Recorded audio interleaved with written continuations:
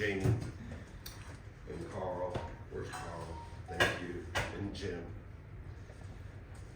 It is such a wonderful blessing for all of us to have these men who are willing, they're thoughtful, they study,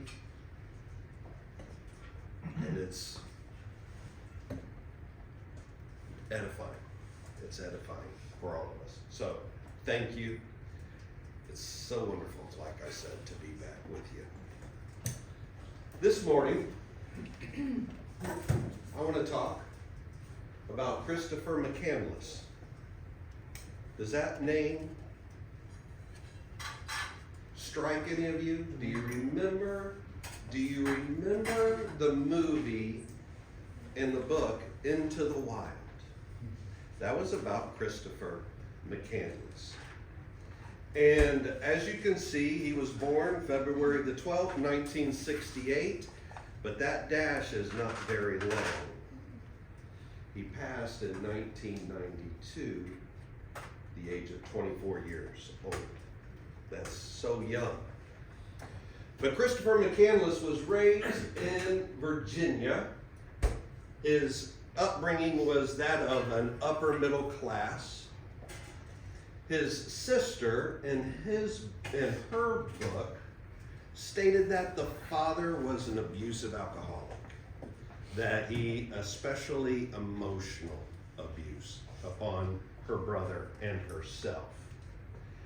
Christopher had a love for the outdoors, and that never wavered with him. Then, when he was heading out to college, he was a pretty good student. He was heading out to Emory. It was revealed that the father had a whole separate family, that his father, bigamy, half siblings. And that hypocrisy really struck Christopher.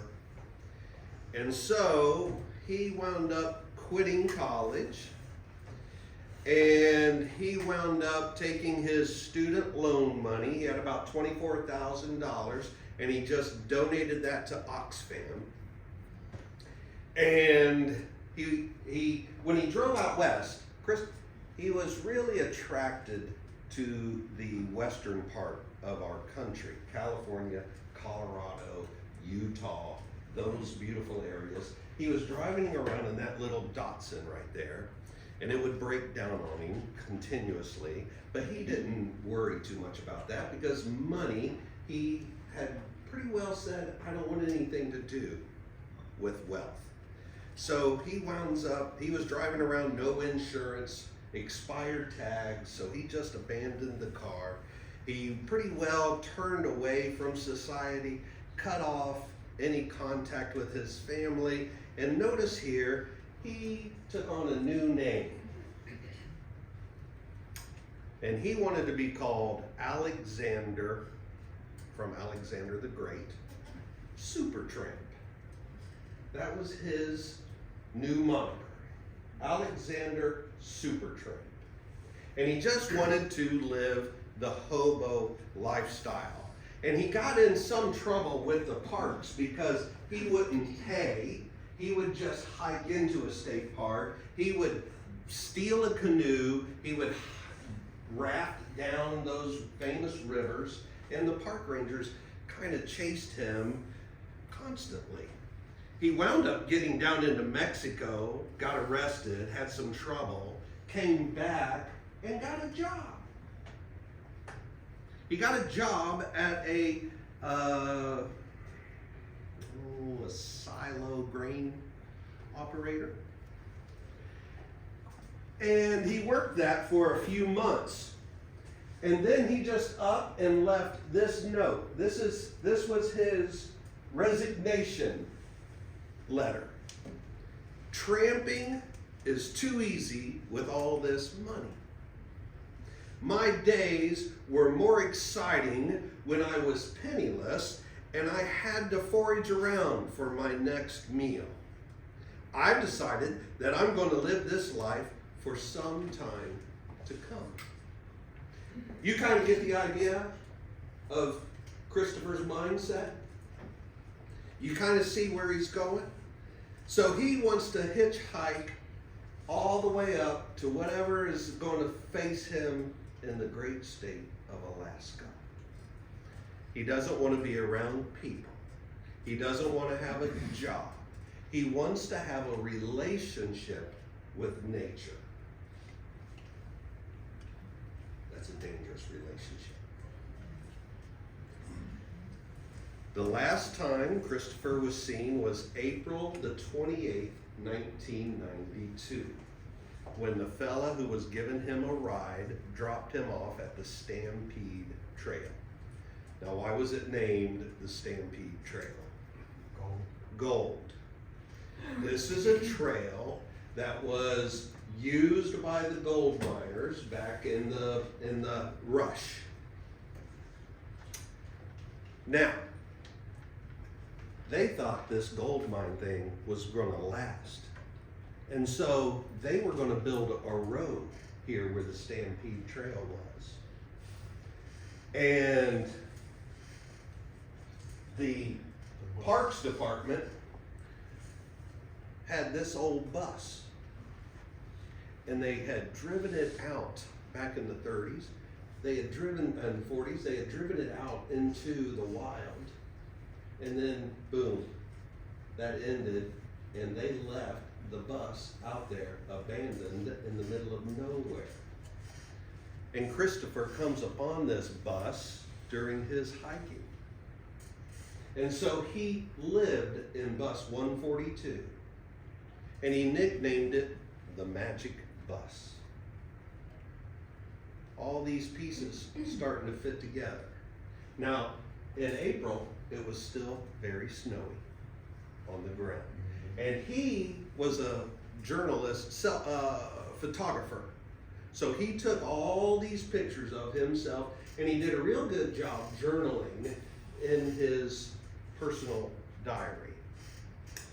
Now,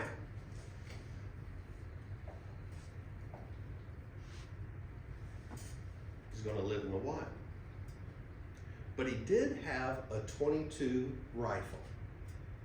Hollow points was the ammunition. And this was his plan. His plan was to live off the land, hunt, and forage. You ever seen the episodes of Alone? Y'all ever watch Alone? Yeah. Okay. How long do they last? 3 to 4 months. 3 to 4 months. And those are professionals. They take them out and dump them isolated out into the wild. That's about what you're going to get when you're alone in nature. Now, he had some luck. He was able to kill a porcupine. He was able to kill some squirrels. He was able to kill some geese. The most amazing part of this story for me is he fell a moose with a .22 rifle. That's some shot. But he wasn't successful in saving the meat. And it spoiled on him. And he rued the day. And he wrote in his journal that that was the worst decision he had ever made in his life, was killing that moose. But he celebrated the day that it happened, as you can see. He's holding up the horns there.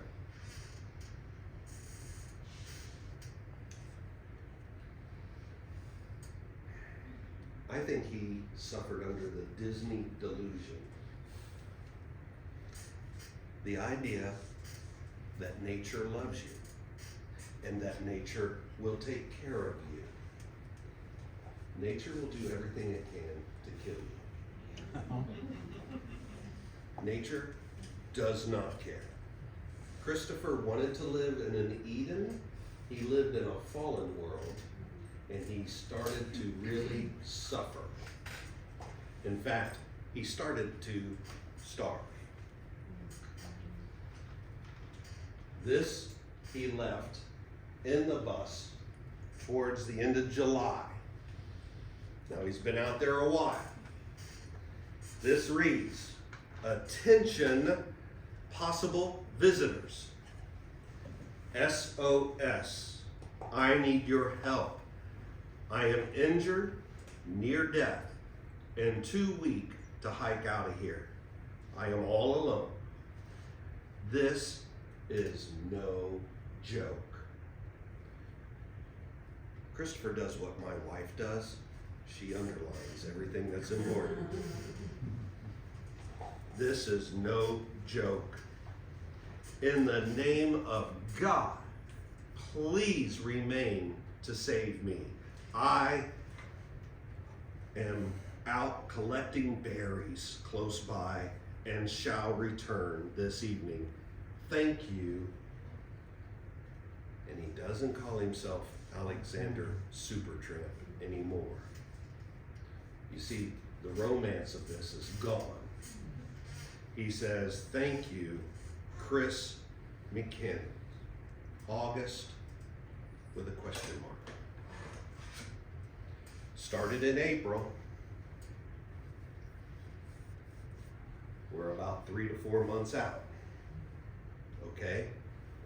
It's not looking good for Christopher. Now, the Stampede Trail. The Stampede Trail crosses over the Teklanika. Anybody got a better one on that? Teklanika River. Now in April, he was able to walk across that river, and it was only about up to his calves. He just was able to make it across and forded it, no problem. But when he tried to hike out in July, what happens in Alaska? All the snow melts. And he came back to the same river. We know all this, it's in his journals. He came back to the same river and he saw that body of water right there rushing, and he said, I can't do it. I'm in a weakened state. I will die if I try to cross that river. It's rushing too fast. And that's the truth. This was a river that sealed his fate. He turned around from that river and went back to the bus. And then he took this selfie right here. This is the last picture of Christopher. And that note he's holding in his hand says, I have had a happy life, and thank the Lord. Goodbye, and may God bless all.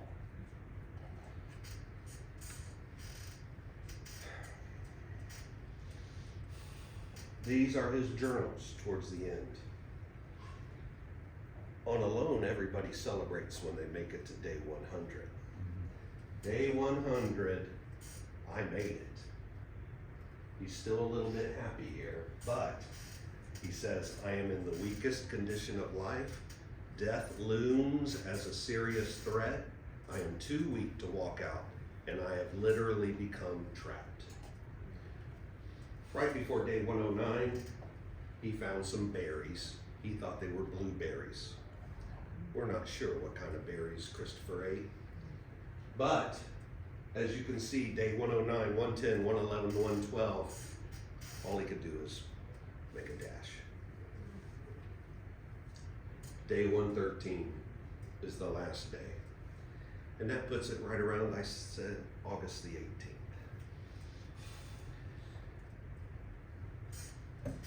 Christopher's body was found September the 12th by a hunter who was on the Stampede Trail.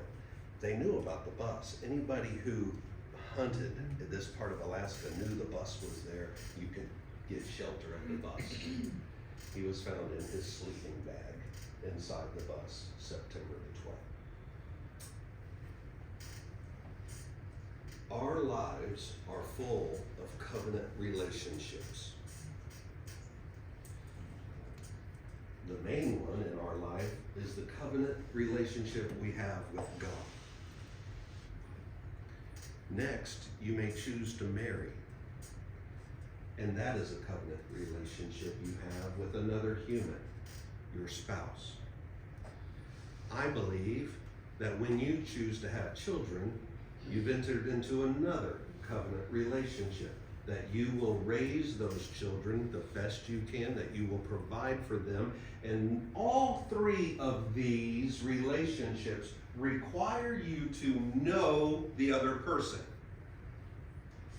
When you get into a covenant relationship with God, He blesses those who seek Him. Your wife, you need to know and seek to understand your spouse, whether they like white chocolate, milk chocolate, or dark chocolate. You need to know. Ollie says all three. See it, Jim. You need to know your children and know what provokes them to wrath and what pleases them and what discipline they need. We have to know. Christopher was not lost. Do you hear me? Christopher wasn't lost. He knew where he was. But he had made a covenant relationship with that nature. He was living in that world. That's all he did. He forsook everything else, and he didn't know enough. Because he didn't know about this right here. In 1970, the United States Geological Group put a steel cable across that river because they knew what this river could do when the snow melts. That thing was in place for how many years? 30 some years, 22 years. And it's there for you to hold on to and work your way across that rushing river. This was just a few miles away from bus 142. That lack of knowledge is what killed him. He needed to know the land that he had chosen to live in. He needed to put the effort in to know every route. For whatever reason, he never made it to that steel cable.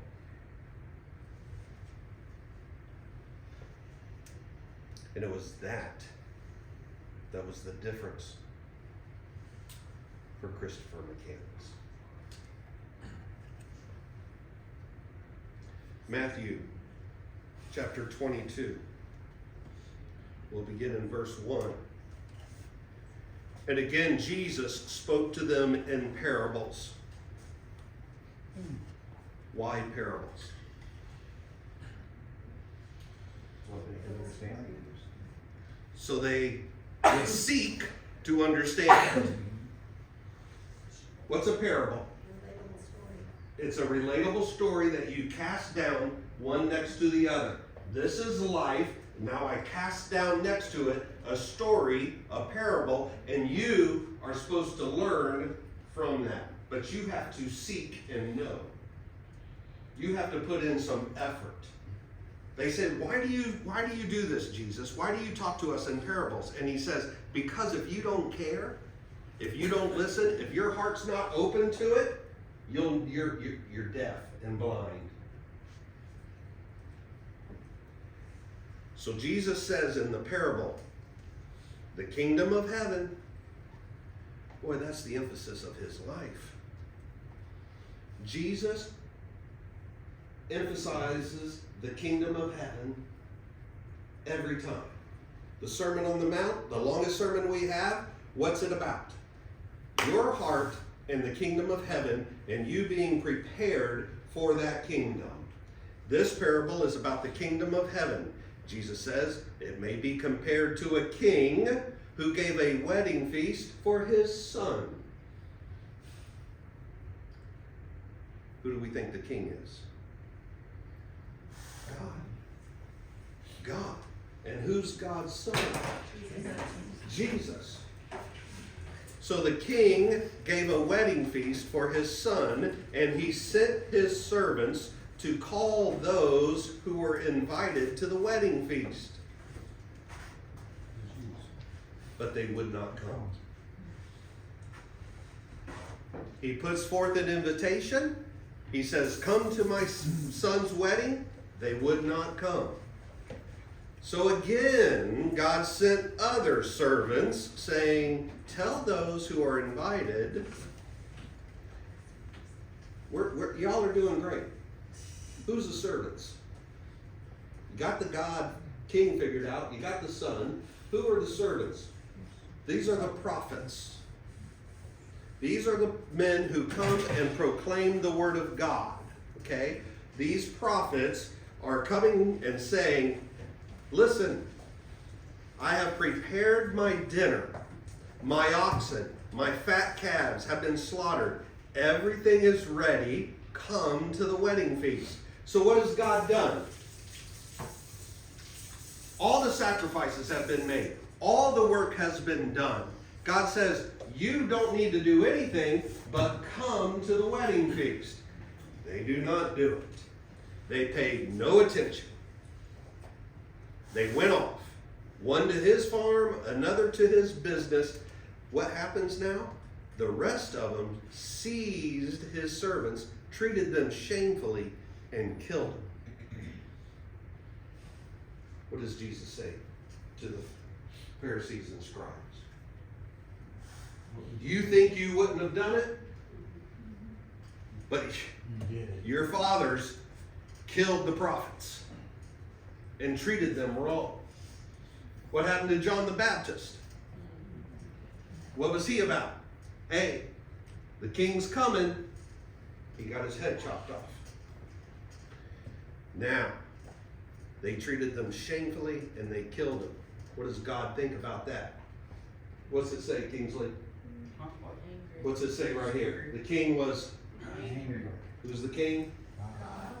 The king was angry. And he sent his troops. Would you be angry? And he sent his troops, and he destroyed those murderers, and he burned their city. What does Jesus say when he's standing over the Kidron Valley and he's looking out at Jerusalem? And he says, oh Jerusalem, how I would have pulled you in and held you like a mother hen does for her chicks. Not a stone will be left upon another at this temple. Then he said to his servants, the wedding feast is ready, but those invited were not worthy. Now go therefore to the main roads and invite to the wedding feast as many as you find. So we're just broadening out now, aren't we? Acts chapter 10, we're broadening it out, and he says, preach it to everybody. Everybody, God says. Find as many as you find, invite them to the wedding. And those servants went out into the roads. They gathered all whom they found, both bad and good. So the wedding hall was filled with guests. Now we're talking, right? Now there's people here. You know what happens when I'm at a wedding reception? There's a head table usually, right? The bride and groom, they're the attendants at the head table. And usually somewhere around dinner, they get up and they start circulating, don't they? Amongst the crowd, amongst their loved ones. Here, this is what God does. God comes in and he starts walking through the wedding feast. And the king came in to look at the guests. And there he saw a man who had no wedding garment. Why not? Because he wasn't prepared. He wasn't prepared. You can go, well, maybe he was too poor and he couldn't afford a wedding garment. He just forgot the wedding garment. He's there, but he has no wedding garment. You know the problem with that? What does God say earlier? I have prepared all these things. You see, you don't need to bring a wedding garment. Look at what the prophet Isaiah says. Looking forward to this day, in Isaiah 61, verse 10, he says, I will greatly rejoice in the Lord. My soul shall exult in my God. Because why? Because why? Because God has clothed me with the garments of salvation. He has covered me with the robe of righteousness. As a bridegroom, all through the scriptures, who is the bridegroom? Jesus is the bridegroom. Who is his bride? The church. As the bridegroom decks himself like a priest with a beautiful headdress. It was a crown of thorns, Jimmy. And as a bride adorns herself with her jewels. Look, you can't provide the wedding garment. The one you were given, you spoiled and soiled it. That's what every person has done with sin. Now the king came in to look at the guests, and there he saw a man who had no wedding garment. And he said to him, now God is talking to this man, and he says, friend, how did you get in here without a wedding garment? And the man was speechless. You ever been caught dead right, dead wrong, dead guilty, red-handed? You have nothing you can say, and you're accused by the accuser, and you go,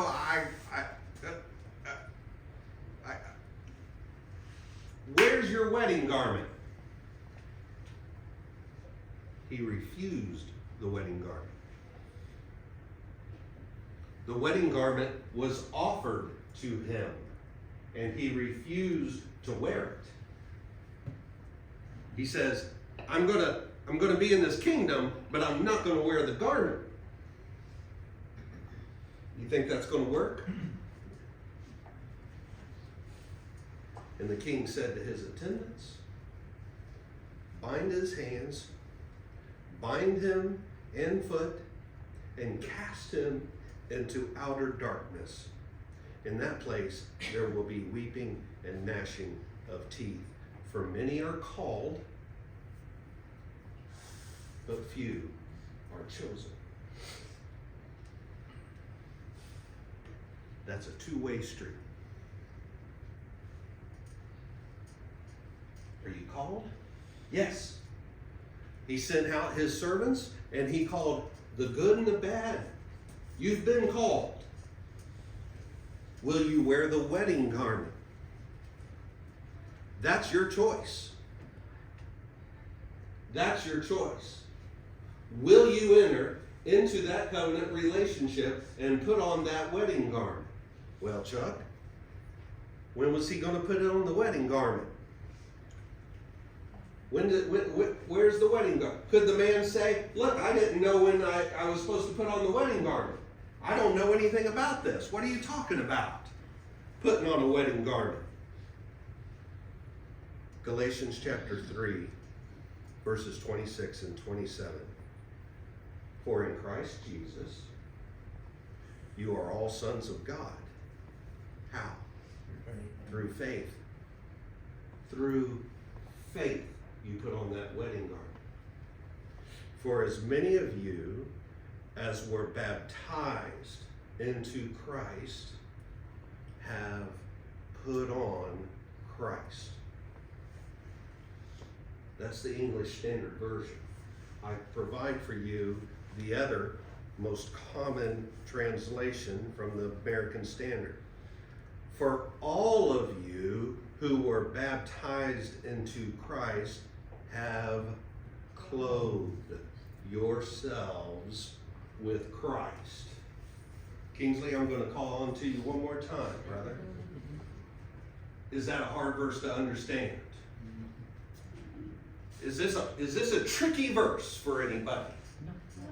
For all of you who were, Baptized. thank you, into Christ, have clothed yourself. Folks, that's the wedding garment. Do you understand that? Listen, it's my job. It is put on any man who stands before you and preaches unto you the gospel of Jesus Christ to let you know that's where it is. Faith in the Son. You don't supply the garment, but the garment is there for you to wear. When do you put it on? You come to the chapel.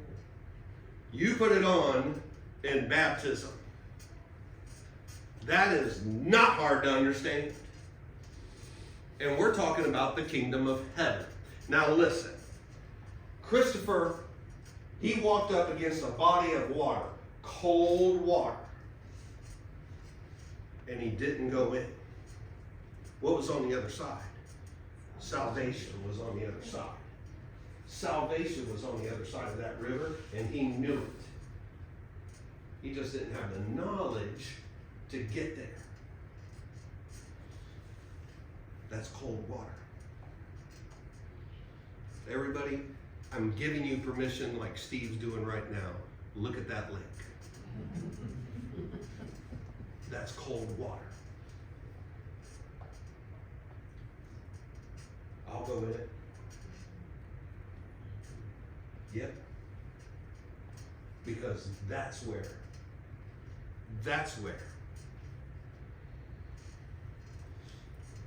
What's on the other side?